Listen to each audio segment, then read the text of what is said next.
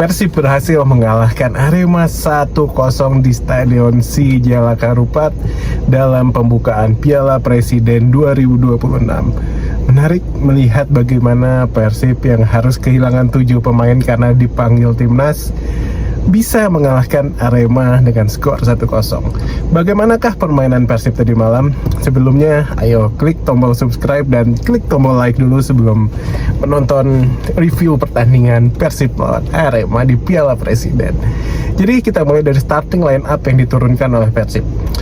Sebenarnya starting line up ini mayoritas diisi oleh pemain-pemain yang memang sudah biasa mengisi starting line up di musim lalu. Dari kiper Teja Pakualam, kiper yang musim lalu melakukan performa luar biasa dengan 19 clean sheet, diturunkan dari menit awal. Lalu di back ada Kakang di back kanan, di back kiri ada pemain baru Ikhwan Tanamal di posisi back kiri, lalu di duet back tengah ada Patricio Matricardi dan satu back anyar dari Persib Bandung Gabriel Mutombo. Lalu di tengah dia memainkan 3 orang, 2 orang DM Adam Alis dan Luciano. Lalu posisi nomor 10 diisi oleh Berginho, dan di lini depan striker diisi oleh Baskar Sekulik, sayap kiri ada William Barros, sayap kanan ada Luka Menalo. Dari awal Persib langsung berinisiatif memberikan serangan kepada Arema. Arema dari awal memang hanya melancarkan serangan balik yang cukup berbahaya juga dari Gabi, ada Joel Vinicius. Tapi gol datang lewat 1-2, awalnya 1-2 luar biasa dari Berginho dan Baskar Sekulik, diakhiri oleh assist oleh Berginho. Seperti biasa, Berginho lagi-lagi melanjutkan tren positifnya dari musim lalu, memuncaki daftar assist Persib Bandung dan sekarang pun mencetak assist lagi untuk Persib Bandung, dan akhirnya diselesaikan oleh William Barros. William Barros ini juga awal musim lalu tuh bermain sangat bagus, sering mencetak gol seperti ini, dimana dia tinggal tap in atau tinggal di depan gawang dia menceploskan bola. Cuman entah kenapa di pertengahan sampai akhir musim William Barros seperti seret golnya. Ya, mudah-mudahan keran gol William Barros bisa kita tunggu lagi di musim 26-27 ini. Kalau kita melihat ada beberapa yang menjadi catatan. Berginho di posisi nomor 10 gue bilang bagus banget. Dia bisa di mana aja, benar-benar dipasang free roll oleh Igor Tolik. Dan kalau kita lihat pemain-pemain baru, Ikhwan Tanamal di back kiri ngototnya sih bagus, tinggal bagaimana dia bisa bertahan dengan lebih baik lagi, karena ada beberapa kali sering bocor di back kiri Persib. Di back kanan ini yang masih jadi sebenarnya tanda tanya. Sandy Walsh kan mungkin nggak bisa main di 4 kompetisi, cuman kalau cadangannya seorang Kakang, apakah ini bisa?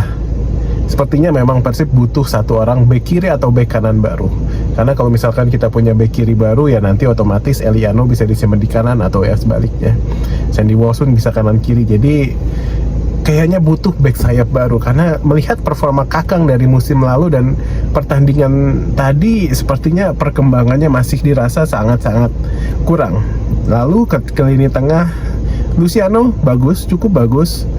Adam Ali sih seperti biasa masih seperti performa musim lalu. Berginho seperti saya katakan tadi. Lalu di kiri William Barros banyak membantu pergerakan dari Ikhwan Tanamal, jadi dia bermain juga so far bagus. Nah, sekarang kita ke 3 pemain baru yang diturunkan dari awal.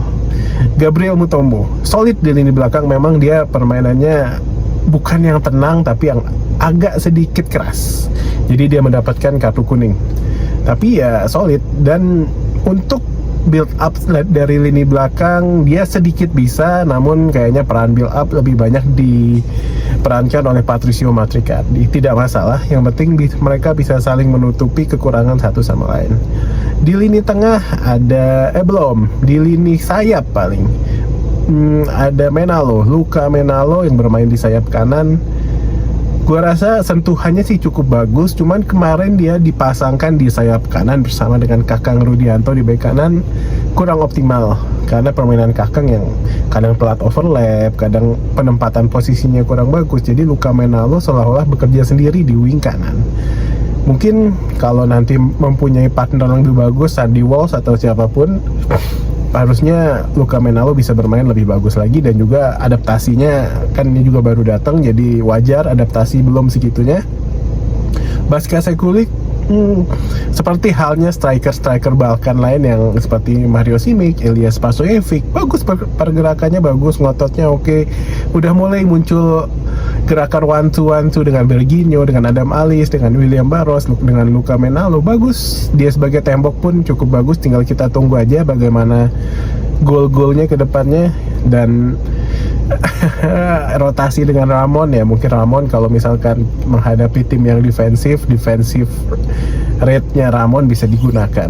Nah, selain itu yang masuk di babak kedua seperti yang gue bilang, Notsuda itu adalah satu pemain yang bagus, itu menjadi kunci. Dan kita lihat dia cuma masuk nggak nyampe 30 menit, tapi perannya sangat bagus di lini tengah. Bisa kita lihat penempatan posisi, umpan-umpannya juga enak dari kanan ke kiri. So menurut gue Notsuda ini akan jadi salah satu pemain inti bersama Tom Hay dan Berginho nanti di lini tengah Persib.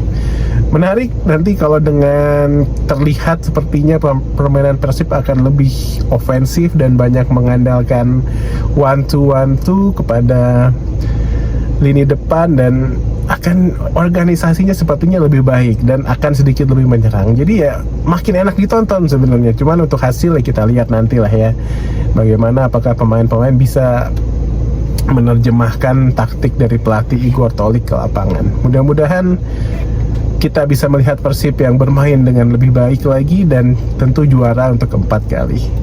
Dan jangan lupa untuk subscribe channel gue, karena gue nanti akan bahas tentang Persib, tentang timnas, tentang sepak bola manapun akan gue bahas di channel ini. Thank you for watching, see you when I see you.